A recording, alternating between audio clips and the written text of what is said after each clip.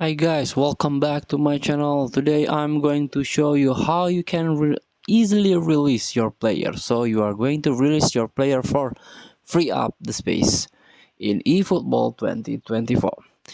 Before we start, I made this video is for beginner new into this game, still confusing how you can challenge the event, how you can complete the objective or mission, so you can get ton of reward from this game.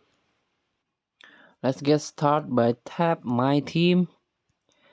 Here there are three options and we are going to the first one, players, and this is list of all your player that you have from this game, and this one, and the capacity up to 500.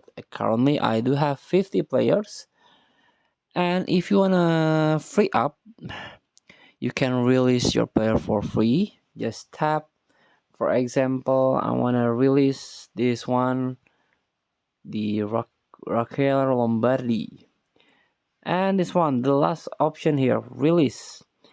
So release player, no item will be gained from the release. Tap it and done. No item were received by releasing this player or manager. Tap OK. Now my player is 49. So please, if you wanna free up the space or release unneeded player, you can do it.